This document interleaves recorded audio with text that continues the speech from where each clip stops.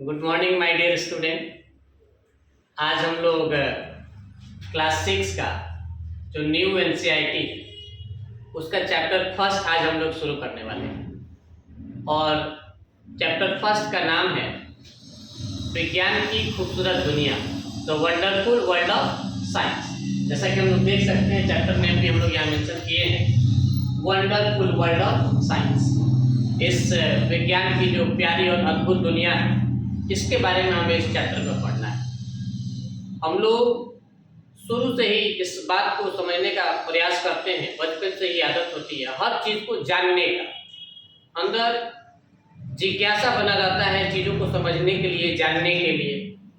उसी जिज्ञासा का जो भाव होता है वो आपके अंदर साइंस के प्रति प्रेम प्रकट करता है। और इस चैप्टर में भी हमें यही पढ़ना है। आइए थोड़ा सा इस चैप्टर में जिन बातों पर डिस्कस किया गया है एक बार उसको हम पढ़ते हैं और समझते हैं आपके साथ।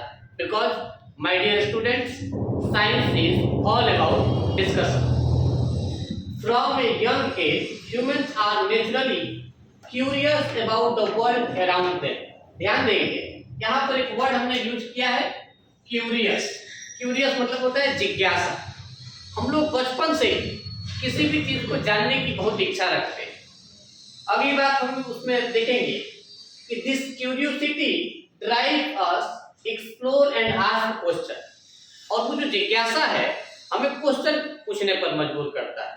और आप जिज्ञासा का अगर एग्जाम्पल देखना चाहेंगे, उसका सबसे फाइन एग्जाम्पल हम अपने बचपन में देखते हैं कि हम लोग पेरेंट्स के साथ मेला घूमने जाते हैं और फिर वहां पहुंचते हैं, हमें खिलौने दिखते हैं, तो उस खिलौने को खरीदने के लिए फिर हम जिद करते हैं। पेरेंट्स जैसे तैसे आपके जिद मानने के लिए वो खिलौना खरीद भी देते हैं, आप उसको घर लाते हैं। लेकिन जो आपके अंदर का क्यूरियोसिटी है वो अभी तक संतुष्ट नहीं हुआ रहता है।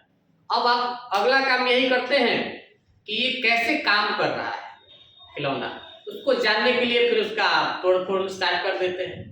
आपके अंदर का जो वैज्ञानिक है वो भी जग जाता है और वो फिर खिलौना जो है आपका पूरी तरह से किसी काम का नहीं रहता है।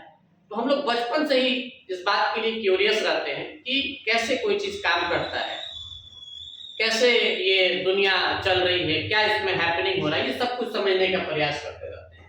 इसको एक और बात से हम क्लियर कर सकते हैं कि think about how babies and toddlers constantly touch, test and observe everything around them.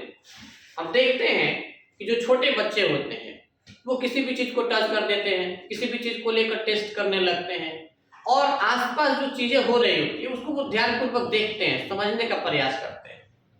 मतलब हम बचपन से ही इस बात के लिए क्यूरियस रहते हैं। और बार बार जो मैं आपको इस अभी तक क्यूरियस बोल रहा हूँ उसका महत्व क्या है आप इस बात से भी अंदाजा लगा सकते हैं, जिसको हम लोगों ने यहाँ मेंशन किया है कि this natural curiosity is the foundation of science.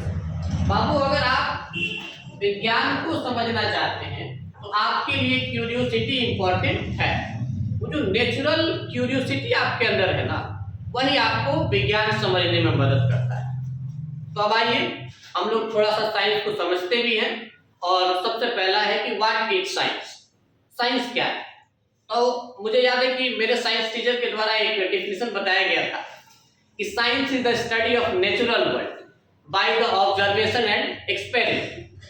Science जो है एक ऐसी दुनिया है जिसको हम ऑब्जर्वेशन के द्वारा और एक्सपेरिमेंट के द्वारा समझने का प्रयास करते हैं। कुछ इसी प्रकार की बात यहाँ भी लिखी हुई है, आप देखेंगे कि what is science, A way of exploring and understanding the universe. इस ब्रह्मांड को, इस यूनिवर्स को समझने का एक तरीका है साइंस। अगली बात इसमें लिखिए कि फिर इस ब्रह्मांड को हम समझते कैसे, क्या तरीका होता है समझने का।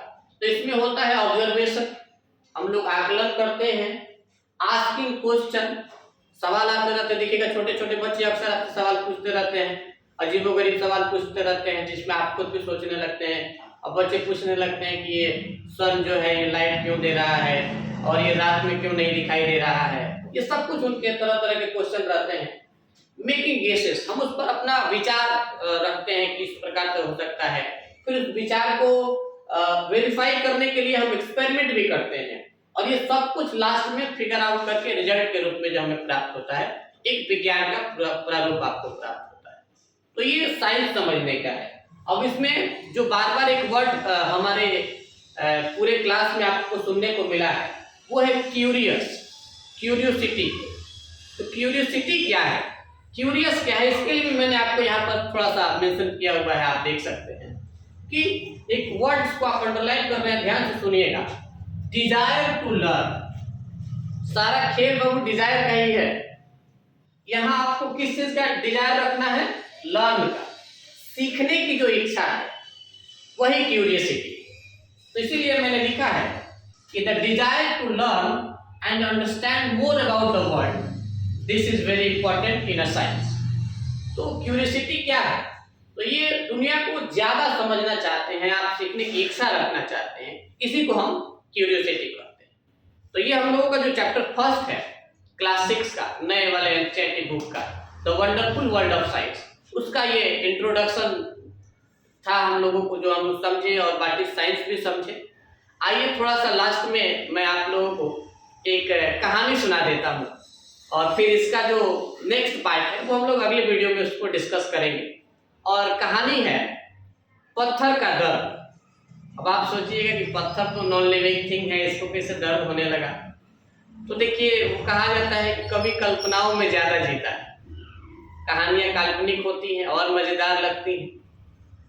और कहानी पत्थर का दर्द जो है वो इस प्रकार से है कि एक सेठ होता है जो एक मंदिर का निर्माण करवाया होता है और उसमें वो मूर्ति स्थापित करना चाहता है। तो एक मूर्तिकार के पास जाता है और जाकर उसको मूर्ति बनाने का ऑर्डर दे के आता है। मूर्तिकार जिस विस्तार से उसको ऑर्डर मिला रहता है उस तरह से उस पत्थर, उसके पास 2 पत्थर पड़े होते हैं, उसमें से वो एक पत्थर को तराशना शुरू करता है। तराशना, वो छेनी हथौड़ी के मतलब प्रहार से उसको तराशा जाता है। वो तराशना शुरू करता है तो पत्थर के अंदर से आवाज आती है कि मुझे मत मारो, मुझे दर्द हो रहा है, मुझे कष्ट हो रहा है। तो मूर्तिकार जो है उस पत्थर को छोड़ देता है। उसी बगल में एक और पत्थर होता है, उसको तराशना शुरू करता है। उस पत्थर से कोई आवाज नहीं आता है, उसको तराश कर वो भगवान का मूर्ति बना देता है। फिर कुछ दिनों बाद, जब तय समय के बाद सेठ वापस आता है तो वो भगवान की मूर्ति स्थापित करने के लिए लेकर जाता है। और साथ ही साथ जब सेठ जा रहा होता है तो उसकी नजर एक दूसरे पत्थर पर पड़ती है जिसको छोड़ दिया गया था मूर्तिकार के द्वारा। वो सेठ बोलता है मूर्तिकार से कि क्या इस पत्थर को भी मैं अपने साथ ले जा सकता हूँ। और फिर जो है वो दोनों पत्थर, एक जिसको हम लोग तराश कर मूर्ति बनाए होते हैं और दूसरा वो पत्थर जिसको मूर्तिकार छोड़ दिया होता है, दोनों ही पत्थर सेठ लेकर चला जाता है। मंदिर में ले जाकर जिस पत्थर को तराश कर भगवान की मूर्ति बनाई गई उसको ले जाकर वहाँ स्थापित करता है। पूरे गांव शहर के लोग उसकी पूजा पाठ करते हैं। लेकिन पूजा पाठ में एक प्रक्रिया होती है नारियल फोड़ने। अब नारियल कहाँ फोड़ा जाए, तो सेठ जो दूसरा पत्थर लेके गया था उसको मंदिर में गेट के पास रख दिया ताकि जो लोग भी नारियल चढ़ाने आएंगे इसके ऊपर पटकेंगे और नारियल फोड़ के चढ़ाएंगे। तो इस कहानी से मोरल ऑफ द स्टोरी है कि जो दूसरा पत्थर है जो थोड़ा सा छेनी हथौड़ी का प्रहार सह लिया, वो एक भगवान बन के पूजा जा रहा है, और दूसरा जिसको छेनी हथौड़ी के प्रहार से कष्ट हो रहा था अब पूरे जीवन उसके ऊपर नारियल फोड़े जाएंगे। ठीक उसी प्रकार से हम लोगों का भी जीवन है।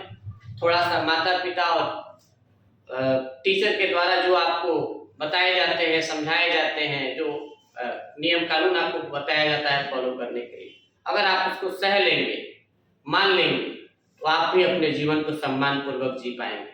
आप लोग तो सिनेमा ज़्यादा देखते हैं, उसी सिनेमा में एक कोई अमिताभ बच्चन का सिनेमा है जिसमें वो डायलॉग मारते हैं कि जिस पत्थर को छेनी हथौड़ी की मार से दर्द होता है वो कभी मूर्त नहीं बन सकता। आज के लिए इतना ही माय डियर स्टूडेंट्स। अब अगले इस चैप्टर के टॉपिक को समझने के लिए हम लोग नेक्स्ट वीडियो में मिलेंगे। तब तक के लिए जय हिंद।